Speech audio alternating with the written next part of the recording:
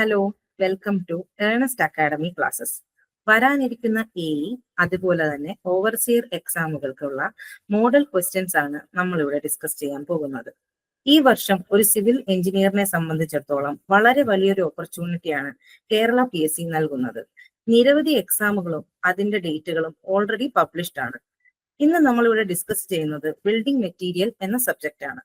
Building materials and construction ഒരുമിച്ചെടുത്തു കഴിഞ്ഞാൽ level എക്സാംസിന് 20 മാർക്കോളവും അതുപോലെ overseer എക്സാമുകൾക്ക് 30 മാർക്കിന് മുകളിലും ക്വസ്റ്റ്യനുകൾ കണ്ടിട്ടുണ്ട്. ഈ സബ്ജക്റ്റിൽ നിന്നും ക്വസ്റ്റ്യനുകൾ കൂടുതലായിട്ട് വരുന്നുണ്ട്. ഈ സബ്ജക്റ്റ് വളരെ ഇമ്പോർട്ടന്റ് ആയ ഒരു സബ്ജക്റ്റ് കൂടിയാണ്. വരും ദിവസങ്ങളിൽ ഈ സബ്ജക്റ്റ് അല്ലാതെ മറ്റ് സബ്ജക്റ്റുകളുടെ ക്ലാസ്സുകളും നമ്മൾ പ്ലാൻ ചെയ്തിട്ടുണ്ട്. അപ്പോൾ ഇന്ന് നമ്മൾ ഡിസ്കസ് ചെയ്യാൻ പോകുന്നത് ബിൽഡിംഗ് മെറ്റീരിയൽസിലെ 2 ടോപ്പിക്സ് ആയിട്ടുള്ള ബ്രിക്സ് ആൻഡ് വുഡിനെ കുറിച്ചാണ്. അപ്പൊ നമുക്ക് ക്ലാസ്സിലേക്ക് പോകാം. First question, the standard size of modular brick. Option number A 20 by 10 by 10 centimeter, B 19 by 9 by 9 centimeter, C 19 by 9 by 4 centimeter, and D 22 by 11 by 11 centimeter. അപ്പൊ നമുക്കറിയാം ബ്രിക്കിനെ സംബന്ധിച്ചിടത്തോളം standard അല്ലെങ്കിൽ മോഡുലാർ സൈസ് ഓഫ് ബ്രിക്ക് എന്ന് പറയുന്നത് എന്താണ്? 19 by 9 by 9 centimetre. അതുപോലെ ഒരു സൈസും കൂടെ പറയാറുണ്ട്, 19 by 9 by 4 സെന്റിമീറ്റർ. ഇനി ഒരു നോമിനൽ സൈസ് ആണെങ്കിൽ ആ ബ്രിക്കിന്റെ സൈസ് എന്ന് പറയുന്നത് അതിനകത്ത് മോട്ടർ തിക്നെസ്സും കൂടെ ഇൻക്ലൂഡ് ചെയ്തിട്ടുണ്ട്. അതുകൊണ്ട് തന്നെ 20 by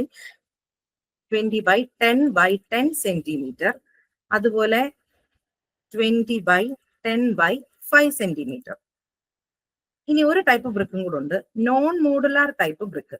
non modular type brick ആണെങ്കിൽ 23 by 11 by 7 സെന്റിമീറ്റർ, അതുപോലെ 23 by 11 by 3 സെന്റിമീറ്റർ. അപ്പൊ ഇവിടെ നമ്മുടെ ക്വസ്റ്റ്യനകത്ത് modular size of the brick ആണ് ചോദിച്ചേക്കുന്നത്. അതിനകത്ത് 2 സൈസ് ഉണ്ടെന്ന് പറഞ്ഞു, 19 by 9 by 9 by 4. നമ്മുടെ ഓപ്ഷൻസിനകത്ത് ഈ രണ്ട് ഓപ്ഷൻസും തന്നിട്ടുണ്ട്, ബിയും സിയും. ഇങ്ങനെ വരുമ്പോൾ എപ്പോഴും കൂടുതൽ ആപ്റ്റ് ആയിട്ടുള്ളതാണ് നമ്മൾ ഓപ്റ്റ് ചെയ്യേണ്ടത്. അതുകൊണ്ട് തന്നെ 19 by 9 by 9 സെന്റിമീറ്റർ ആണ് നമ്മുടെ correct answer. Next question, efflorescence in brick is due to the presence of. നമുക്കറിയാം ബ്രിക്കിന്റെ ഹാർംഫുൾ ഇൻഗ്രീഡിയൻസ് ഉണ്ടാക്കുന്ന ഒരു എഫക്റ്റ് ആണ് എഫ്ലോറസൻസ് എന്ന് പറയുന്നത്. അപ്പൊ എഫ്ലോറസൻസ് എന്ന് പറഞ്ഞാൽ എന്താണ്? അറ്റ്മോസ്ഫിയറിൽ നിന്ന് മോയ്സ്ചർ അബ്സോർബ് ചെയ്തിട്ട് അത് ഇവാപ്പറേറ്റ് ചെയ്ത് പോയി കഴിയുമ്പോൾ വൈറ്റ് അല്ലെങ്കിൽ ഗ്രേ പാച്ചസ് ബ്രിക്കിന്റെ സർഫസിൽ ഉണ്ടാകുന്ന ഡിഫക്റ്റിനെയാണ് എഫ്ലോറസൻസ് എന്ന് പറയുന്നത്. അപ്പൊ എഫ്ലോറസൻസ് ഉണ്ടാക്കുന്നതിന്റെ റീസൺ എന്തൊക്കെയാണെന്നാണ് നമ്മുടെ ക്വസ്റ്റ്യൻ. എഫ്ലോറസൻസ് ഉണ്ടാക്കുന്നതിന്റെ റീസൺ എന്തൊക്കെയാണ്? യെസ്, അയൺ പൈറൈറ്റ്സ് കാരണവും ജിപ്സം കാരണവും ആൽക്കലീസ് കാരണവും നമുക്ക് എഫ്ലോറസൻസ് ഉണ്ടാവാറുണ്ട്. Next question, which of the following brick is best suited for construction in waterlogged area? Option A, fly ash brick, B, first class brick, C, third class brick, and D, engineering bricks. Yes, engineering bricks ആണ് construction in waterlogged areas use ചെയ്യുന്നത്. The main raw material used in making the brick. brick എന്ന് പറയുന്നത് എന്താണ്? ഒരു ക്ലേയുടെ ഒരു product ആണ്, ചെളി വെച്ചാണ് നമ്മൾ ഉണ്ടാക്കുന്നത്. അപ്പൊ അങ്ങനെ വരുമ്പോൾ ബ്രിക്കിലെ ഏറ്റവും ഇമ്പോർട്ടന്റ് ആയിട്ടുള്ള അല്ലെങ്കിൽ മെയിൻ ആയിട്ടുള്ള റോ മെറ്റീരിയൽ എന്താണെന്നാണ് question. Option A sand, C lime, and D cement. So the main raw material use for making the brick is clay. Question number 5. Heavy duty bricks used for bridges, foundation of industrial building, multi-story building, etc. have a compressive strength.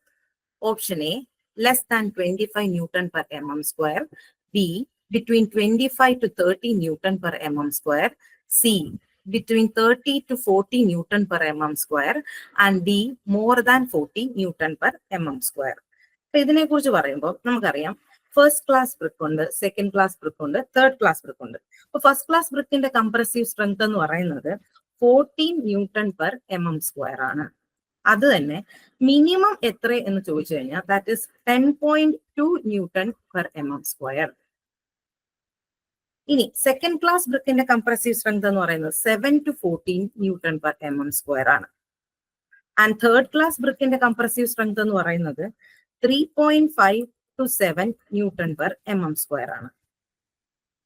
അതുപോലെ തന്നെ construction പർപ്പസിന് വേണ്ടി use ചെയ്യണമെങ്കിൽ compressive strength എന്ന് പറയുന്നത് minimum 5.5 newton per mm² എങ്കിലും വേണം. ഇതല്ലാതെ തന്നെ class A and class A bricks ഉണ്ട്. ക്ലാസ് എ ബ്രിക്സ് ആണ് നമ്മൾ യൂസ് ചെയ്യുന്നതെങ്കിൽ അതിന്റെ കംപ്രസീവ് സ്ട്രെങ്ത് എന്ന് പറയുന്നത് greater than 40 newton per mm² ആയിരിക്കണം. ഇനി ക്ലാസ് എ ബ്രിക്സ് ആണെങ്കിലോ അത് 7 to 14 ന്യൂട്ടൺ പെർ mm² ആണ്. ഇനി ഇതിലൊക്കെ വളരെ എഫിഷ്യന്റ് ആയിട്ടുള്ള ബ്രിക്കുകളാണ് ഈ heavy duty bricks. Heavy duty ബ്രിക്സിന്റെ കംപ്രസീവ് സ്ട്രെങ്ത് എന്ന് പറയുന്നത് എപ്പോഴും greater than 40 newton per mm² ആണ്. അങ്ങനെയാണെങ്കിൽ നമ്മുടെ ക്വസ്റ്റ്യൻ അനുസരിച്ച് എന്തായിരിക്കും answer? Yes, it is 40 newton per mm². So next question, frog is defined as option A, depression on the top face of the brick, option B, topmost course of plinth, C, brick whose one end is cut, splayed or mitred for the full width, and D, brick used for corner of a wall. അപ്പോ നമുക്കറിയാം ഒരു ബ്രിക്കിന്റെ ഒരു ഫേസിൽ ഒരു depression കൊടുക്കുന്നതാണ് frog എന്ന് പറയുന്നത്. ഈ ഡിപ്രഷൻ എന്ന് പറയുന്നത് ഏത് ഫേസിലാണെന്നാണ് ക്വസ്റ്റ്യൻ. അതവിടെ നിൽക്കട്ടെ. ഈ ഡിപ്രഷന്റെ ഡെപ്ത് എന്ന് പറയുന്നത് 1 to 2 സെന്റിമീറ്റർ ആണ് സാധാരണ കൊടുക്കുക. അതേപോലെ ഡയമെൻഷനും അറിയാം, ഡയമെൻഷനും ഉണ്ട്. അത് 10/4/1 സെന്റിമീറ്ററോ അല്ലെങ്കിൽ 10/4/2 സെന്റിമീറ്ററോ. ഇനി by the question is frog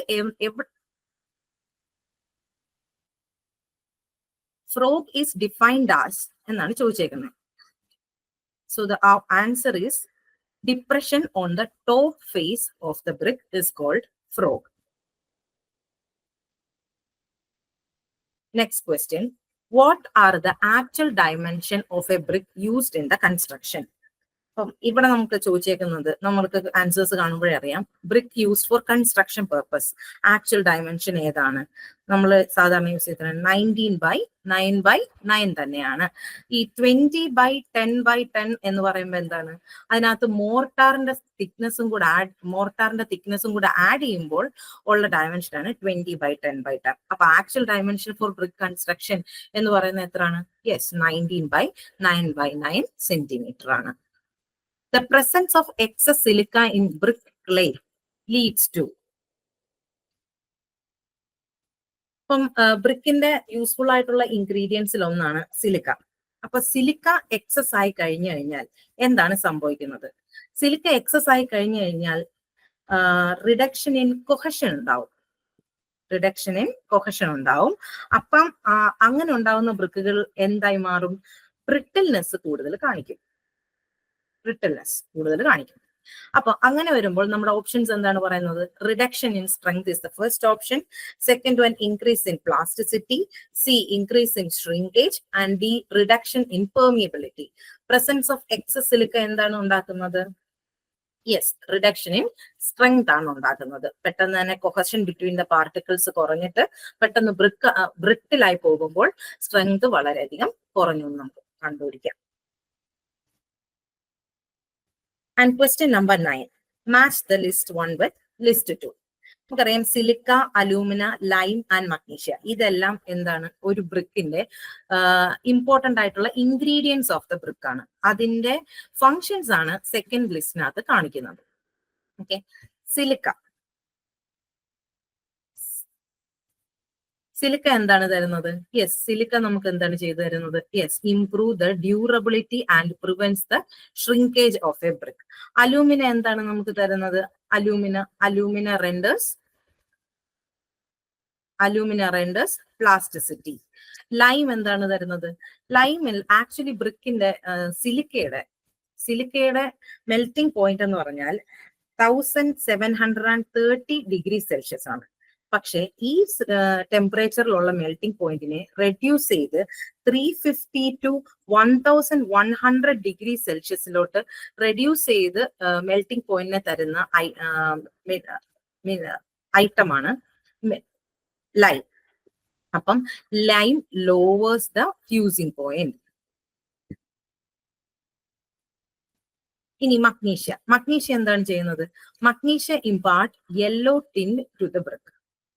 ഇനി മഗ്നീഷ്യ കൂടുതലായി പോയി കഴിഞ്ഞാൽ എന്ത് സംഭവിക്കും? If the magnesia is more, decay of brick ഉണ്ടായിരിക്കും. അപ്പൊ അതിന്റെ ആൻസർ എന്തായിരിക്കും? Yes, silica improves the durability, alumina gives plasticity, lime lowers the fusing point, and magnesia impart the yellow tint. Option B ആണ് correct answer. Question number 10. Tolerance limit of dimension of brick in length, width and height respectively for a sample of 20 bricks taken together as per IS code are. Option A 2090 and 90 mm, B 80, 40 and 40 mm, C 100, 95 and 95 mm, D 50, 20 and 20 mm. ഇത് test of the ബ്രിക്കിനകത്ത് വരുന്ന ഒരു ടോപ്പിക്കാണ്.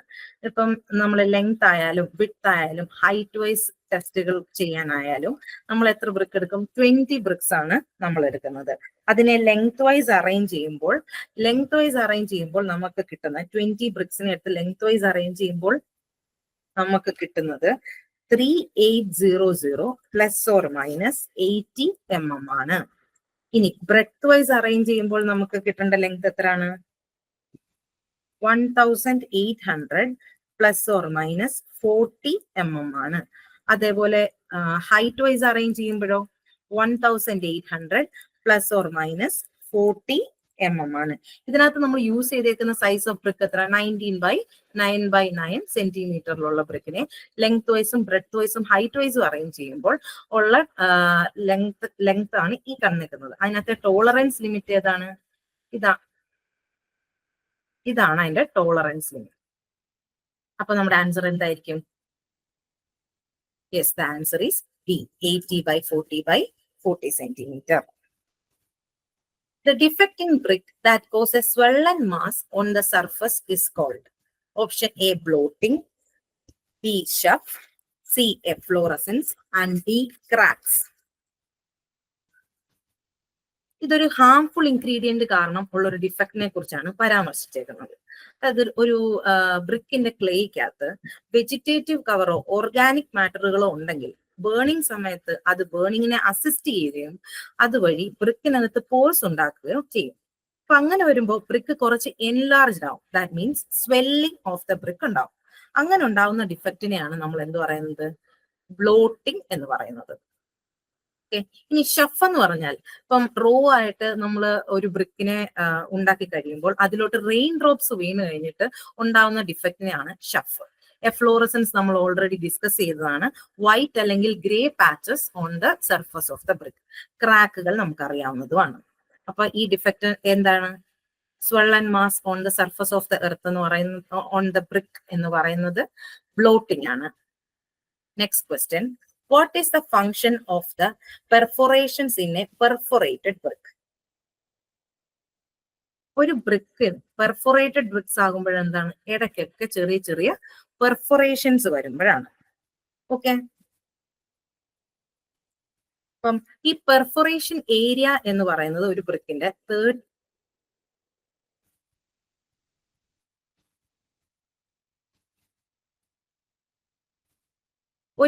പെർഫോറേഷൻ area എന്ന് പറയുന്നത് ഒരു ബ്രിക്കിന്റെ perforation area എന്ന് പറയുന്നത് 30 to 45% of the total area ആണ് പെർഫറേഷൻ ഏരിയ എന്ന് പറയുന്നത്. അതുപോലെ തന്നെ അതിന്റെ കംപ്രസീവ് സ്ട്രെങ്ത് എന്ന് പറയുന്നത് ഗ്രേറ്റർ ദാൻ 7 Newton/mm² ആണ് പെർഫോറേറ്റഡ് ബ്രിക്സിന്റെ. അപ്പൊ അങ്ങനെ വരുമ്പോൾ the function of perforations in a perforated brick എന്താണ്? യെസ്, റിഡക്ഷൻ ഇൻ വെയിറ്റ് ആണ്. The process of mixing clay, water, and other ingredient to make a brick is known as A. Kneading, B. Pugging, C. Molding, D. Blending. ഇതെന്ന് പറയുന്നത് നമ്മുടെ manufacturing of ബ്രിക്കിനകത്തെ ടോപ്പിക്കാണ്. അപ്പൊ manufacturing of brick എന്ന് പറയുന്നത് 4 സ്റ്റെപ്പുകളിലാണ് നമ്മൾ ചെയ്യുന്നത്. First one is preparation of clay, second one is moulding, third one is drying and fourth one is burning. അതിനകത്തെ പ്രിപ്പറേഷൻ ഓഫ് ക്ലേയിൽ തന്നെ 6 സബ് പ്രോസസ്സുകളാണുള്ളത്. First one is unsoiling, then digging, then cleaning, then weathering, then blending, അത് കഴിഞ്ഞ് tempering. ആ tempering തന്നെ 2 മെത്തേഡിൽ ചെയ്യാറുണ്ട്. അത് ഒന്നി നീഡിങ് അല്ലെങ്കിൽ പഗ്ഗിങ്. ഇതിനകത്ത് വെതറിങ് എന്ന് പറഞ്ഞാൽ എന്താണ്? സോഫ്റ്റനിങ് അല്ലെങ്കിൽ മെല്ലോയിങ് ഓഫ് ദ സോയിലാണ് നമ്മൾ വെതറിങ് എന്ന് പറയുന്നത്. അത് മോസ്റ്റ്ലി ചെയ്യുന്നത് മൺസൂൺ സീസണിലാണ് വെതറിങ് നമ്മൾ ചെയ്യുന്നത്. ഇനി ബ്ലെൻഡിങ് എന്തായിരിക്കും? ബ്ലെൻഡിങ് എന്ന് പറഞ്ഞാൽ ഹാർമോണിയസ് ആയിട്ടുള്ള മിക്സിംഗ് ആണ് ബ്ലെൻഡിങ് എന്ന് പറയുന്നത്. ഇനി ടെമ്പറിങ് എന്ന് പറയുന്നത് എന്താണ്? ഒരു ബ്രിക്കിനെ ടെമ്പറിങ് എന്ന് പറയുന്ന പോർഷനിലാണ് വാട്ടറുമായിട്ട് ആഡ് ചെയ്ത് റിക്വയർഡ് പ്ലാസ്റ്റിസിറ്റിയിൽ എത്തിക്കുന്നത്. ഈ ടെമ്പറിങ് പ്രോസസ്സിലൂടെയാണ്. ഈ ടെമ്പറിങ്ങിന്റെ 2 മെത്തേഡാണ് നീഡിങ്ങും പഗ്ഗിങ്ങും. ക്വസ്റ്റ്യൻ എന്തായിരുന്നു? Process of mixing clay, water and other ingredients to make a brick. അത് ഏത് ടോപ്പിക്കിനകത്തുള്ളതാണ്? അത് ടെമ്പറിങ്ങിനകത്തുള്ളതാണ്. അതിൽ തന്നെ നീഡിങ് ആൻഡ് പഗ്ഗിങ് 2 മെത്തേഡ്സ് ഉണ്ട്. 2 മെത്തേഡ്സും നമ്മുടെ ഓപ്ഷൻ എയിലും ബിയിലും ഉണ്ട്. നീഡിങ് എന്ന് പറയുന്നത് ഒന്നി മെൻ അല്ലെങ്കിൽ ക്യാറ്റിലിന്റെ ഫീറ്റിനടിയിൽ വെച്ച് മിക്സ് ചെയ്യുന്നതും, ആൻഡ് പഗ്ഗിങ് എന്ന് പറയുന്നത് പഗ് മിൽസിനകത്ത് ചെയ്യുന്നതുമാണ്. ഈ 2 ഓപ്ഷൻസും ഉണ്ടെങ്കിൽ ഫസ്റ്റ് ഓപ്ഷൻ എന്ന് കൊടുക്കേണ്ടത് നീഡിങ് ആണ്. So the answer is needing. Next question. A good brick earth should contain iron oxide in a range of. Okay. ബ്രിക്കിന്റെ ഇൻഗ്രീഡിയൻസ് എന്ന് പറയുന്നത് എന്തൊക്കെയാണ്? അലൂമിനിയത്തിന്റെ റേഞ്ച് എന്താണ്? 20 to 30% ആണ്. അത് കഴിഞ്ഞിട്ട് എന്താ? Silica is 50 to 60%. Then it is lime should not be greater than 5%. Then എന്താണ്? iron oxide percentage 5 to 6%, and magnesia it is 1 to 2%. ഈ ക്വസ്റ്റ്യൻ അനുസരിച്ച് അയൺ ഓക്സൈഡിന്റെ റേഞ്ച് ആണ് നമ്മൾക്ക് ചോദിച്ചേക്കുന്നത്. Option A 5 to 7%, B 15 to 20%, C 12 to 15%, D 20 to 25%. Of this option, iron oxide is 5 to 6%. അത് option ഇല്ലാത്തതുകൊണ്ട് 5 to 7% ആയിരിക്കും answer. Next question. What is the function of perforations in a perforated bricks? A. Reduction in weight. B. Increase the strength. C. Improve aesthetics. D. Increase the water absorption. So the function is reduction in weight. 16th question. The average compressive strength of second class bricks should not be less than. ഇത് നമ്മൾ already discuss ചെയ്തതാണ്. First class ബ്രിക്കിന്റെ compressive strength എന്ന് പറയുന്നത് എത്രയായിരുന്നു? 14 Newton/mm². ആയിരുന്നു. Second ക്ലാസിൻ്റെത് 7 to 14 Newton/mm². അപ്പൊ ഇവിടെ kg/cm²ലാണ് options. Option A 75 kg/cm², B 10 kg/cm², C 12 kg/cm², D 15 kg/cm². So the answer is yes, option A 75 kg/cm². So next question. A fluorescent zinc is A. Formation of white patches on the surface of the brick due to the presence of insoluble salt in clay used for making brick. B. Swelling of brick due to the presence of carbonaceous matter and gas. C. Formation arising due to exposure to the weather. D. Presence of impurities in clay used for making brick that show up after burning. So the answer is yes. Formation of white patches on the surface of bricks due to presence of insoluble clay used for making bricks. Next question. The Indian standard code for brick is code IS codes എന്ന് പറയുന്നത് Kerala PSC എക്സാംസിനെ സംബന്ധിച്ചിടത്തോളം വളരെയധികം important ആയിട്ടുള്ള ഒരു കാര്യമാണ്. ഏതൊരു topic എടുത്താലും അതിനകത്തുള്ള എല്ലാ IS കോഡുകളും നമ്മൾ അറിഞ്ഞിരിക്കേണ്ടതാണ്. So the option A is IS 3495, B IS 3107, C IS 1077, D IS 2386. So the Indian standard code for brick is 1077. Then the weight of one brick. Weight of one brick എന്ന് പറയുന്നത് 3 to 3.5 കിലോഗ്രാമും അതെന്ന് പറയുന്നത് 30 to 35 ന്യൂട്ടണുമാണ് wait. Okay, അങ്ങനെ വരുമ്പോൾ option A 3 to 3.5 newton, B 30 to 35 newton, C 2 to 2.5 newton, D 2 to 2.5 kilogram. Unit വളരെയധികം ശ്രദ്ധിക്കുക. So the answer is B 30 to 35 newton. Question 20. Which among the following brick are used for ornamental purpose? Option A, fly ash brick, B, fire brick, C, perforated brick, D, glazed brick. Yes, the answer is glazed bricks. ഈ question മുതൽ നമ്മൾ ടിമ്പറിന്റെ സെക്ഷൻസിലെ questions ആണ് discuss ചെയ്യുന്നത്. Option A, the question, the timber can be made reasonably fire resistant by A, soaking it in ammonium sulfate, B, coating with tar paint, C, pumping creosote oil into the timber under high pressure, and D, seasoning purpose. Timber fire resistant ആക്കാൻ എന്താണ് ചെയ്യേണ്ടത്? Okay, ഇപ്പൊ options അനുസരിച്ച് 4 options ആണ് നമുക്കുള്ളത്. അതിനകത്ത് to make a timber fire resistance, 2 കാര്യങ്ങളാണ് നമുക്ക് ചെയ്യാൻ പറ്റുന്നത്. First one, coating it with ammonium sulfate, and second one, sodium arsenate or borax solution. ഈ 2 കാര്യങ്ങൾ ചെയ്താൽ ടിമ്പറിനെ ഫയർ റെസിസ്റ്റന്റ് ആക്കാൻ പറ്റും. ഇനി coating with tar paint and creosote oil, ഈ 2 മെത്തേഡ്സും പ്രിസർവേഷൻ ഓഫ് ടിമ്പറിനകത്ത് വരുന്ന മെത്തേഡാണ്. ഈ ക്രിയോസോട്ട് ഓയിൽ പമ്പിംഗ് മെത്തേഡിനെ നമ്മൾ വേറൊരു പേരും കൂടെ പറയാറുണ്ട്. ദാറ്റ് ഈസ് ബീത്തൽസ് പ്രോസസ് എന്നും കൂടെ പറയാറുണ്ട്. അതുപോലെ ഇനിയുള്ള സീസണിങ് എന്താണ്? Seasoning is reduction in moisture content in A freshly cut timber. അതാണ് സീസണിങ് മെത്തേഡ്. അങ്ങനെ വരുമ്പം ഫയർ റെസിസ്റ്റന്റ് ആക്കാൻ എന്താണ് നമ്മൾ ചെയ്യേണ്ടത്?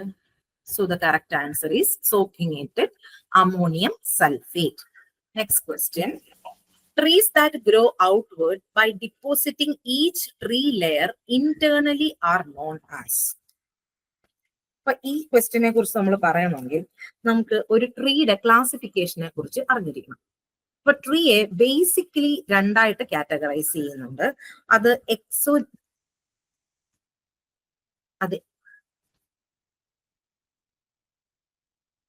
Exogenous tree and endogenous tree.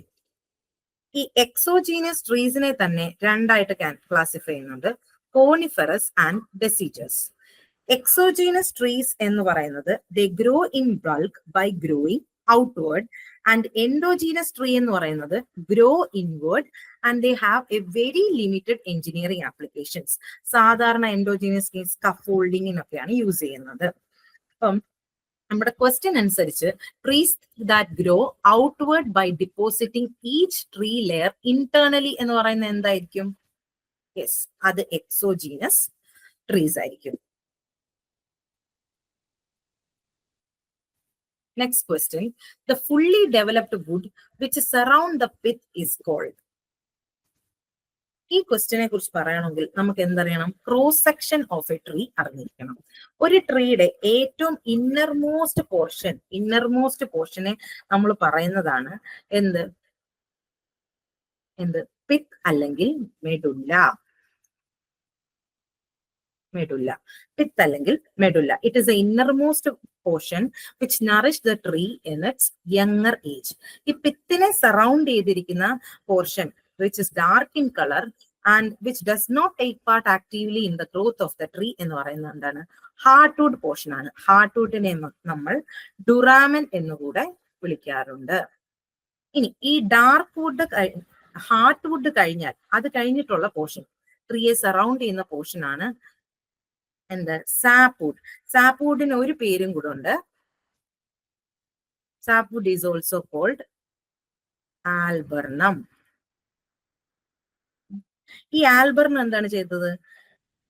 ഒരു ട്രീയുടെ പ്രസന്റ് ഗ്രോത്തിന് വേണ്ട എല്ലാ ന്യൂട്രിയൻസും കൊടുക്കുന്നത്. ഒരു ട്രീയുടെ active part in the growth എന്ന് പറയുന്നതും എന്താണ്? സാപ്വുഡ് ആണ്. ഈ സാപ്വുഡിനെ കവർ ചെയ്യുന്ന ഒരു thin layer of sap between sapwood and inner bark എന്ന് പറയുന്നതാണ് ഏത് ലെയർ ആയിരിക്കും?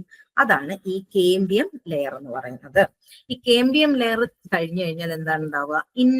ഇന്നർ ബാർക്ക് ആണ് ഉണ്ടാവുക. ഇന്നർ ബാർക്കിന്റെ ഏറ്റവും ഔട്ടർ പോർഷനിൽ എന്തായാലും ഒരു ട്രീയുടെ ഏറ്റവും ഔട്ടർ പോർഷനിൽ എന്താണുള്ളത്? Outer bark. ആ പോർഷനാണ് നമ്മൾ ശരിക്കും കാണുന്നത്, അല്ലെ? അതിനെ ഒരു പേരും കൂടെ, ഔട്ടർ ബാർക്കിന് ഒരു പേരും കൂടെ പറയാറുണ്ട്. That is cortex. Outer bark is also called cortex. സോ ഇങ്ങനെ നമ്മൾ എല്ലാം കാണുന്നത് എന്താണ്? ഒരു ട്രീയുടെ മാക്രോ സ്ട്രക്ചറിലുള്ള പോർഷൻസ് ആണ് ഈ കാണുന്നതെല്ലാം. So the question is a fully developed wood which surrounds the pith is called. Yes. Pithine surround ചെയ്ത fully developed portion വിളിക്കുന്ന പേരെന്താണ്? Yes, it is hardwood. Next question. The timber obtained after felling a tree.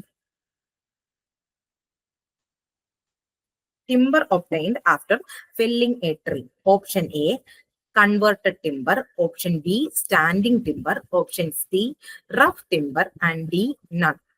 ഇതറിയണമെങ്കിൽ നമുക്ക് classification of timber based on its position അനുസരിച്ച് ടിംബറിനെ മൂന്നായിട്ട് classify ചെയ്യുന്നു. One is standing timber. Standing timber is timber obtained from A living tree. Second one is rough timber. Rough timber is the timber obtained after felling. And third one is converted timber. Converted timber is the timber which we get after sawing and cutting to its suitable sizes. Okay, this converted timber nu oru perum kude undu, that is lumber. Pala പ്രാവശ്യം ചോദിച്ചിട്ടുള്ള ഒരു question ആണ്. So by the question, timber obtained after felling എന്ന് പറയുന്നത് എന്തായിരിക്കും? Yes, it is rough timber. Next question. Dash indicate the recent growth of a tree. A, sapwood. B, cambium layer. C, outer bark. D, inner bark. In a living tree, the growth is due to yes, it is sapwood. അതേസമയം the active part in the growth of a tree എന്ന് പറഞ്ഞാൽ എന്തായിരിക്കും? The part which does not take part actively in the growth of a tree എന്ന് പറയുന്നത് എന്തായിരിക്കും? ആ പാർട്ടിന്റെ പേരെന്താണ്? Heartwood അല്ലെങ്കിൽ ഡുറാമൻ. ഹാർട്ട്വുഡ് അല്ലെങ്കിൽ ഡുറാമൻ. The abnormal growth on the side of the tree caused by some injury or irregular projection of the trunk are called option A, case hardening. B, burls. C, check. And D, bowing. So ഇതറിയണമെങ്കിൽ defects in wood, അതാ ആ പോർഷനിൽ നിന്നുള്ള question ആണ് ഇത്. അതിനകത്ത് firstly നമുക്ക് case hardening എന്താ നോക്കണം. കേസ് ഹാർഡനിങ് എന്ന് പറഞ്ഞാൽ എക്സ്പോസ്ഡ് സർഫസ് പെട്ടെന്ന് ഡ്രൈ ആവുകയും ഇന്നർ പോർഷൻ അത്രയ്ക്ക് പെട്ടെന്ന് ഡ്രൈ ആവാതിരിക്കുകയും ചെയ്യുമ്പോൾ ഉണ്ടാവുന്ന ഡിഫക്റ്റ് ആണ് കേസ് ഹാർഡനിങ്. ബേൾസ് എന്ന് പറഞ്ഞാലോ? ബേൾസ് എന്ന് പറഞ്ഞാല് നാച്ചുറൽ ഫോഴ്സ് കാരണം ഉണ്ടാകുന്ന ഒരു ഡിഫക്റ്റ് ആണ്. ഷോക്ക് അല്ലെങ്കിൽ ഇഞ്ചുറി അറ്റ് ദ യങ്ങർ ഏജിൽ ഉണ്ടാവുമ്പോൾ ഇറഗുലർ പ്രൊജക്ഷൻ ട്രീയുടെ ബോഡിയിൽ ഉണ്ടാവുകയാണെങ്കിൽ അതിനെയാണ് നമ്മൾ എന്ത് പറയുന്നത്? ബേൾസ് എന്ന് പറയുന്നത്. ഇനി ചെക്സ് എന്ന് പറയുന്നത് എന്താണ്? Checks that separate the fiber of a wood. The checks are the cracks that separate the fiber of a wood. And ബോ എന്ന് പറഞ്ഞാൽ ലെങ്ത് വൈസ് ഡയറക്ഷനിൽ ഒരു ട്രീ നേരെ നിൽക്കുമ്പോൾ ഇങ്ങനെ ഇരിക്കുകയായിരിക്കും. ബോ ഉണ്ടെങ്കിൽ അത് ലെങ്ത് വൈസിൽ ഒരു കർവ് കാണിക്കും. അതിനെയാണ് നമ്മൾ ബോ എന്ന് പറയുന്നത്. അപ്പൊ ഈ തന്നിരിക്കുന്ന ഡിഫക്റ്റുകളെ കാറ്റഗറൈസ് ചെയ്യണമെങ്കിൽ നാച്ചുറൽ ഫോഴ്സ് കാരണമുള്ള ഡിഫക്റ്റ് ഇവിടെ തന്നിട്ടുണ്ട്, സീസണിങ് കാരണമുള്ള ഡിഫക്റ്റും ഇവിടെ തന്നിട്ടുണ്ട്. ഇതിനകത്തുള്ളതിൽ നാച്ചുറൽ ഫോഴ്സ് കാരണമുള്ള ഡിഫക്ട്സ് എന്ന് പറയുന്നത് എന്താണ്? ബേൾസ് ആയിരിക്കും. അതേസമയം സീസണിങ് കാരണമുള്ള ഡിഫക്റ്റുകളാണ് ബാക്കി തന്നേക്കുന്നതെല്ലാം. കേസ് ഹാർഡനിങ് ആയാലും ചെക്ക് ആണെങ്കിലും ബോ ആണെങ്കിലും എല്ലാം സീസണിങ് കാരണമുള്ള ഡിഫക്റ്റ് ആണ്. അപ്പം ഇതിനകത്ത് ക്വസ്റ്റ്യൻ അനുസരിച്ച് irregular projection due to injury എന്ന് പറയുന്നത് ഏതായിരിക്കും answer? Yes, it is burls, which is a defect caused by natural forces. Next question. The process of drying out the sap and moisture in the cell cavity and cell wall of the timber is called A. Firing of timber, B. Seasoning of timber, C. Preservation of timber, and D. Conversion of timber. So the answer is D. Seasoning of timber. Next question. Consider the following methods of preservation of timber. First one, pressure application, brush application, C. Dipping, 4. Open tank application. The correct sequence of this method in the increasing order of their effectiveness. Increasing order എന്നാണ് പറഞ്ഞേക്കുന്നത്. അപ്പൊ ഏറ്റവും effective അല്ലാത്തതിൽ നിന്നാണ് നമ്മൾ start ചെയ്യേണ്ടത്. ഈ തന്നേക്കുന്ന options എല്ലാം എന്തിനെ കുറിച്ചാണ്? പ്രിസർവേഷൻ ഓഫ് ടിമ്പറിനകത്തുള്ള മെത്തേഡുകളാണ്. പ്രഷർ ആപ്ലിക്കേഷൻ എന്ന് പറയുന്നത്, pressure application is injection of preservative under the application of pressure. Pressure എന്ന് പറയുന്നത് ഈ മെത്തേഡിനെയാണ് പ്രഷർ ആപ്ലിക്കേഷൻ മെത്തേഡിന് ഒരു പേരും കൂടെ ഉണ്ട്. അതെ, ബീത്തൽസ് പ്രോസസ്. ബീത്തൽസ് പ്രോസസ് ഏതിന്റെ ആയിരുന്നു? ക്രിയോസോട്ട് ഓയിൽ ഉപയോഗിച്ചുള്ള മെത്തേഡാണ്. പ്രഷറിൽ അപ്ലൈ ചെയ്യുന്ന മെത്തേഡാണ്. ആ പ്രഷർ എന്ന് പറയുന്നത് 0.721 newton per mm² at 50 degree സെൽഷ്യസിലാണ് നമ്മൾ ഇത് ചെയ്യുന്നത്. അതാണ് പ്രഷർ ആപ്ലിക്കേഷൻ. ഇനി second one is brush application. അതെന്താണ്? ബ്രഷ് ചെയ്യുന്നത്. ഡിപ്പിംഗ് എന്ന് പറഞ്ഞാൽ എന്താണ്? യെസ്, ഡിപ്പിംഗ് പ്രോസസ് തന്നെ, പൊക്കി എടുക്കുന്നത്. And fourth one is open tank application. Open tank application എന്ന് പറഞ്ഞാൽ ആക്ച്വലി ഇതിന്റെ പേരെന്ന് പറഞ്ഞാൽ hot and cold open tank process എന്നാണ് ഇതിന്റെ പേര്. ഇതിനകത്ത് നമ്മൾ ആദ്യം ഹീറ്റ് ചെയ്യും. Heating at a temperature of 85 to 95 degree സെൽഷ്യസിൽ heat ചെയ്തിട്ട് പിന്നെന്താണ് ചെയ്യുന്നത്? കൂൾ ചെയ്യും. ഹോട്ട് ആൻഡ് കോൾഡ് എന്നല്ലേ? അപ്പൊ ആദ്യം ഹീറ്റ് ചെയ്യുന്നു, 85 to 95 ഡിഗ്രി സെൽഷ്യസിൽ ഹീറ്റ് ചെയ്യുന്നു. അത് കഴിഞ്ഞിട്ട് പിന്നെ അതിനെ എന്ത് ചെയ്യുന്നു? കൂൾ ചെയ്യുന്നു. അപ്പൊ ഇതാണ് ഈ മെത്തേഡ്സിനകത്ത് വന്നിരിക്കുന്നത്. ഇതിനകത്ത് ഏറ്റവും ലെസ് എഫക്റ്റീവ് ആയിട്ടുള്ള മെത്തേഡ് ഏതാണ്? ആദ്യം ലെസ് എഫക്റ്റീവ് ആയിട്ടുള്ള മെത്തേഡ് പറയാൻ പറ്റുന്നത് ആദ്യം എന്താണ്? പെയിന്റ് അടിക്കുക അല്ലെങ്കിൽ ബ്രഷ് ചെയ്യുക, ഫസ്റ്റ് വൺ. പിന്നെന്താണ് ചെയ്യാൻ പറ്റുന്നത്? പിന്നെ രണ്ടാമത്തത് നമുക്ക് ലെസ് എഫക്റ്റീവ് ആയിട്ട് പറയുന്നത് ഡിപ്പിംഗ് ആണ്. And third one it is an open tank process, and the fourth one is pressure application. ഇതിൽ ഏറ്റവും എഫക്റ്റീവ് ആയിട്ടുള്ള മെത്തേഡ് എന്ന് പറയുന്നത് ബീത്തൽസ് പ്രോസസ് അല്ലെങ്കിൽ പ്രഷർ ആപ്ലിക്കേഷൻ പ്രോസസ് ആണ്. So the answer is 2, 3, 4, 1. Option B. Next question. The radial split which are wider on the outside of the lobe and narrower towards the pith are known as option A, star shake, B, cup shake, C, ring galls, D, heart shake. ഇതിനെ കുറിച്ച് അറിയണമെങ്കിൽ നമ്മൾ defects of timber പറയണം. അപ്പൊ ഈ shake എന്ന് പറയുന്ന defect ഒരു നാച്ചുറൽ ഫോഴ്സ് കാരണം ഉള്ള ഒരു ഡിഫക്റ്റ് ആണ്. It due to natural force. Shakes എന്ന് പറയുന്നത് partly അല്ലെങ്കിൽ completely separate the fiber of a wood. The defect which partly അല്ലെങ്കിൽ completely separate the fiber of a wood എന്ന് പറയുന്നതാണ് shake. First one, cup shake. Cup shake എന്ന് പറഞ്ഞാൽ annular റിങ്സിൽ, ഇതാണ് annular rings. ആ ആനുലർ റിങ്സിൽ ചെറിയ ചെറിയ ക്രാക്കുകൾ ആനുലർ റിങ്സിൽ ഇടവിട്ട് ഉണ്ടാവുകയാണെങ്കിൽ അതിനെയാണ് നമ്മൾ എന്ത് പറയുന്നത്? കപ്പ് ഷേക്ക് എന്ന് പറയുന്നത്. ഇനി ഹേർട്ട് ഷേക്ക് എന്നാണെങ്കിൽ ക്രാക്ക് എവിടെ മുതല് പിത്ത്, ഹേർട്ട് ഷേക്ക് എന്നല്ല പേര്, പിത്ത് മുതല് സാപ്വുഡ് വരെ, പിത്ത് മുതല് സാപ്വുഡ് വരെ എക്സ്റ്റെൻഡ് ചെയ്യുന്ന ക്രാക്കുകളെയാണ് ഹാർട്ട് ഷേക്ക് എന്ന് പറയുന്നത്. അത് ഓവർ മെച്യൂരിറ്റി കാരണം കൂടെയാണ്. ഇനി റിംഗ് ഷേക്ക് എന്ന് പറഞ്ഞാൽ ക്രാക്ക് എവിടെ നിന്നാണ് എക്സ്റ്റെൻഡ് ചെയ്യുന്നത്? കണ്ടല്ലറി, ഇത് ആനുലർ റിങ്സിലാണ് അല്ലെ.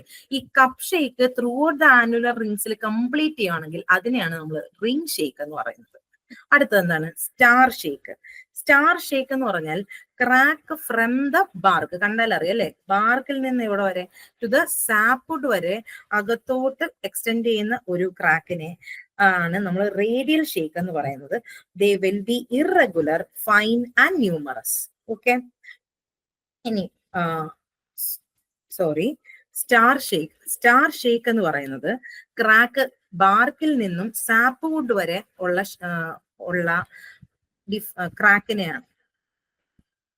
സ്റ്റാർ ഷേക്ക് എന്ന് പറയുന്നത് ക്രാക്ക് ബാർക്കിൽ നിന്നും സാപ്വുഡ് വരെയാണ് ഉള്ളത്. അത് സർക്കംഫറൻസിൽ വളരെ വൈഡൻഡ് ആയിട്ടുള്ള ഒരു ക്രാക്കും അകത്തോട്ട് പോകുമ്പോഴും അതിന്റെ സൈസ് ഡിമിനിഷ് ചെയ്യുകയാണ് ചെയ്യുന്നത്. ഓക്കെ, അടുത്ത ഷേക്ക് ആണ് എന്ത്? Radial shake. റേഡിയൽ ഷേക്ക് എന്ന് പറയുന്നത് സ്റ്റാർ ഷേക്ക് അതേപോലെ ഹേർട്ട് ഷേക്കിന്റെയും കൂടെ ഒരു കോംബോയാണ്. അതായത് നമുക്ക് നോക്കിയാൽ അറിയാം, സ്റ്റാർ ഷേക്ക്, റേഡിയൽ ഷേക്ക് എന്ന് പറയുന്നത് it is A type of star shake. They are fine and numerous and also irregular. എവിടെ മുതൽ എവിടെ വരെ? ബാർക്ക് മുതൽ അതിന്റെ സെന്റർ വരെ എക്സ്റ്റെൻഡ് ചെയ്യുന്ന ഒരു ഷേക്ക്, അതിനെയാണ് നമ്മൾ റേഡിയൽ ഷേക്ക് എന്ന് പറയുന്നത്. അത് ന്യൂമറസ് ആയിരിക്കും, ഫൈൻ ആയിരിക്കും, അതേപോലെ ഇറഗുലറും ആയിരിക്കും. ഫിഗർ കണ്ടാലേ അറിയാം ഇറഗുലർ ആണ്. ഇനി വേറൊരു ഡിഫക്റ്റിനെ കുറിച്ച് നമ്മുടെ ഓപ്ഷനിൽ പറഞ്ഞിട്ടുണ്ട്, അതാണ് റിൻഗാൾസ്. റിൻഗാൾസ് എന്ന് പറയുന്നത് ഒരു ലിവിങ് ട്രീയിൽ എന്തെങ്കിലും ഒരു അബ്നോർമൽ ഗ്രോത്ത് ഇൻ ടിഷ്യൂസ് സംഭവിച്ചാൽ, അതായത് ടിഷ്യൂവിൽ എന്തെങ്കിലും അബ്നോർമൽ ഗ്രോത്ത് ഉണ്ടായി കഴിഞ്ഞാൽ എന്താണ് പറയുന്നത്? ഒരു കെർവ്ഡ് സ്വെല്ലിങ്സ് ഇങ്ങനെ പ്രൊജക്ട് ചെയ്ത് വരും. അതിന്റെ പേരാണ് റിംഗാൾസ്. നമ്മുടെ ക്വസ്റ്റ്യൻ എന്തായിരുന്നു? Radial split which are wider in the outside of the log and narrower towards the pith. Wider in the outside and narrower towards the pith അല്ലെ. ആൻസർ എന്തായിരിക്കും? Star shake.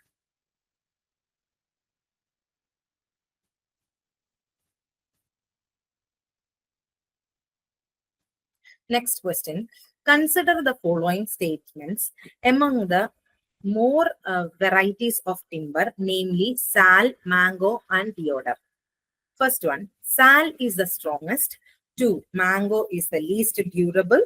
C, deodar is lightest. Of the statements, option A, 1 and 2 are correct.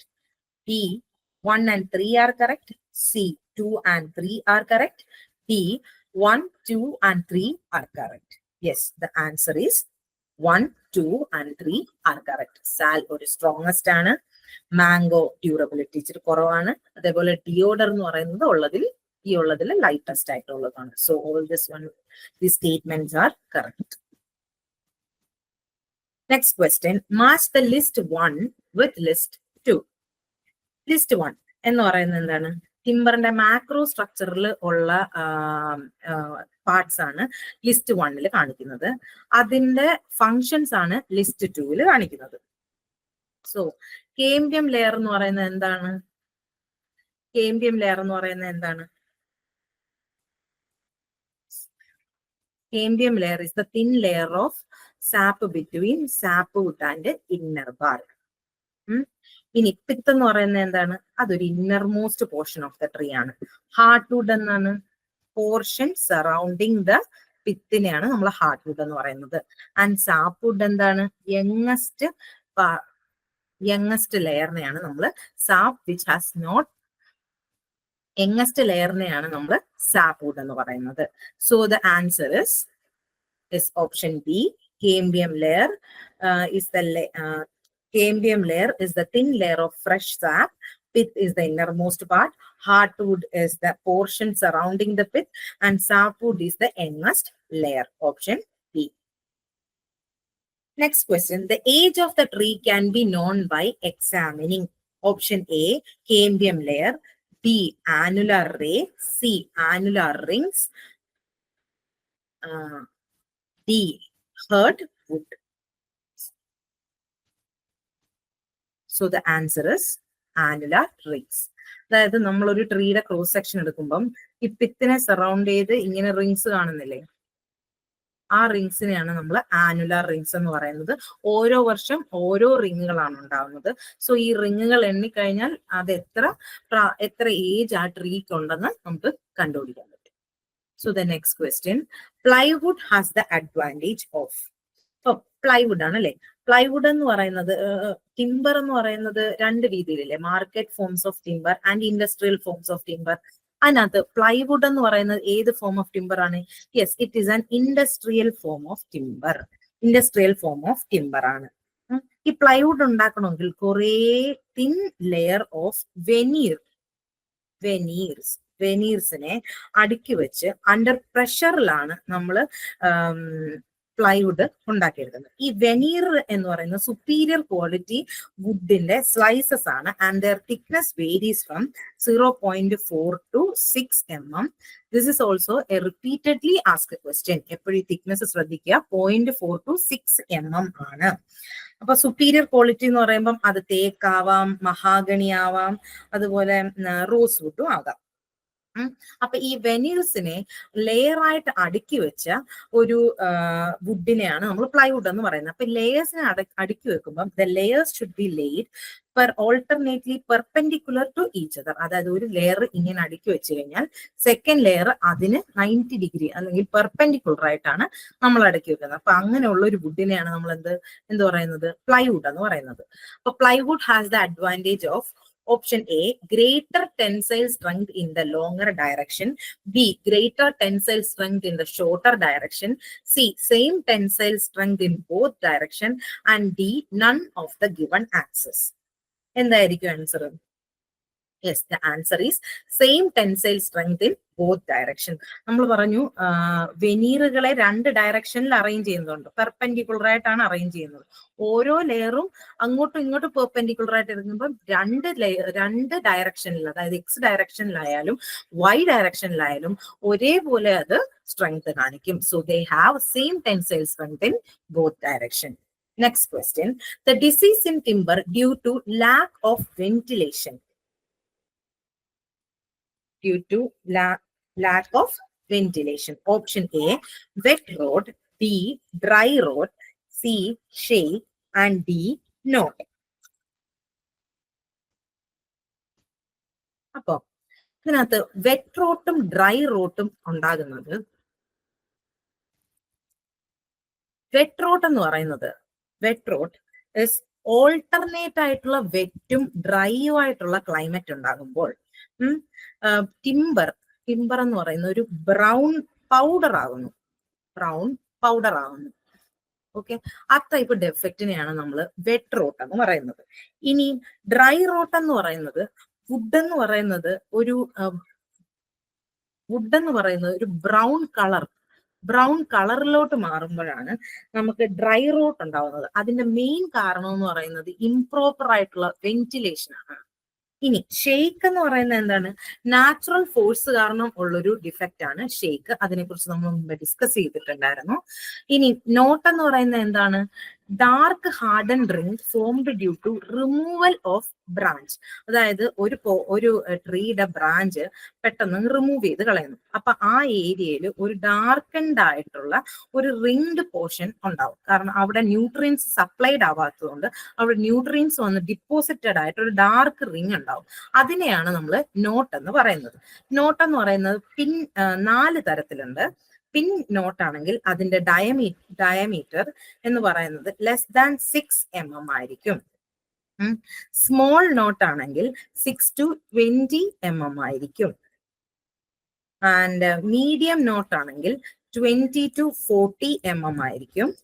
And large not ആണെങ്കിൽ അത് greater than 40 mm ആയിരിക്കും. ഈ നോട്ടിന്റെ size വെച്ച് പലപ്പോഴും questions വന്നിട്ടുണ്ട്. So knot is a dark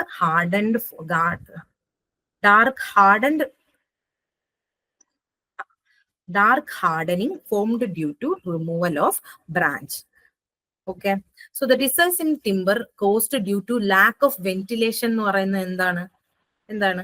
Yes, the answer is dry knot. Next question, the main function of medullary ray in a wood. അതായത് നമ്മളൊരു വുഡിന്റെ കാര്യം പറഞ്ഞു. അപ്പൊ ഇവിടെ പിത്ത്, ബാക്കിയുള്ള ലെയേഴ്സ് ഇങ്ങനെ വന്ന് നമ്മുടെ വുഡിന്റെ ക്രോസ് സെക്ഷൻ. ഇതില് റേഡിയലായിട്ട് പോകുന്ന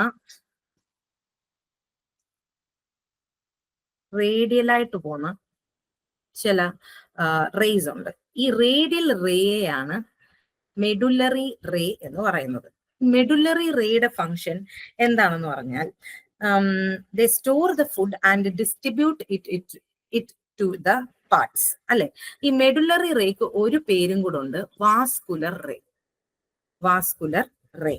Okay, so the main function of medullary ray in wood is to A, store nutrients, B, provide strength, C, improve flexibility, D, absorb moisture.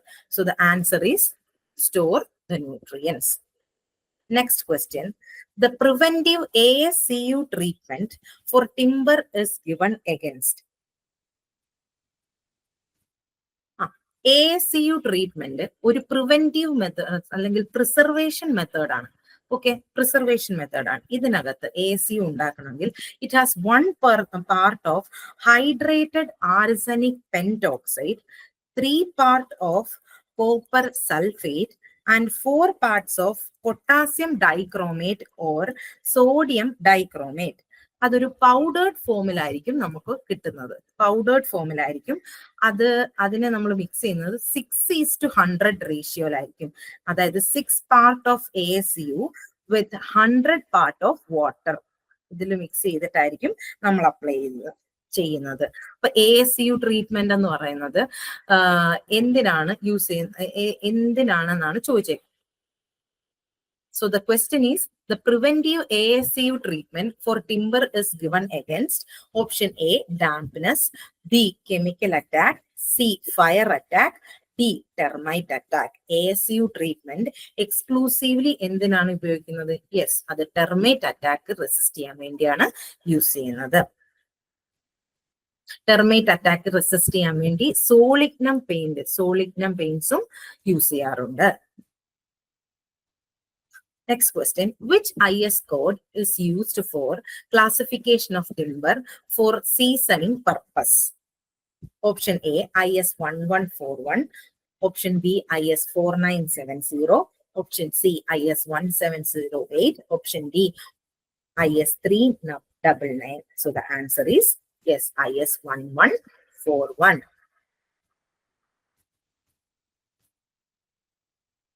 So basic ആയിട്ടുള്ള ചില IS കോഡ്സിന്റെ ഡിസ്ക്രിപ്ഷൻസ് ആണ് തന്നേക്കുന്നത്. IS 1077 എന്ന് പറയുന്നത് method of testing of small specimens ആണ്. And 1141 is classification of timber for seasoning. And 399 classification of commercial timber and their zonal distribution. ഇത് ഒരുപാട് പ്രാവശ്യം ചോദിച്ചിട്ടുള്ളതാണ് IS 399. And IS 4970 key for identification of commercial timber.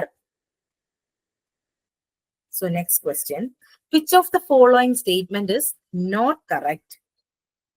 എപ്പോഴും ഈ type questions വരുമ്പോൾ നമ്മുടെ ഓപ്ഷനിലോട്ട് പോകുന്നതിന് മുമ്പേ അത് ഈസ് കറക്റ്റ് എന്നാണോ അതോ നോട്ട് കറക്റ്റ് എന്നാണോ പറഞ്ഞേക്കുന്നതെന്ന് ക്ലാരിഫൈ ചെയ്യണം. So the question is not correct. First option, seasoning of timber increases the strength. Seasoning of timber increases the life. Seasoning of timber result in dimensional instability. Seasoning of timber reduces the weight. Of this, which is the most apt answer? Ada edanikkum? Yes, seasoning of timber result in dimensional instability. The best season for felling of trees for timber production in hilly area. So hilly area ഉണ്ട് നമുക്ക്, അതേപോലെ plain area ഉണ്ട് അല്ലെ. Hilly ഏരിയയിലാണെങ്കിൽ mid സമ്മറിലും plain ഏരിയയിലാണെങ്കിൽ mid വിന്ററിലും ആണ് നമ്മൾ ട്രീയെ ഫെല്ല് ചെയ്യിപ്പിക്കുന്നത്. So best season for felling is option A summer, B winter, C monsoon, D spring. The answer is yes, answer A summer. Next question, which of the following is a natural defect in timber? A, diagonal grain, B, seasoning cracks, C, fungal attack, and D, not.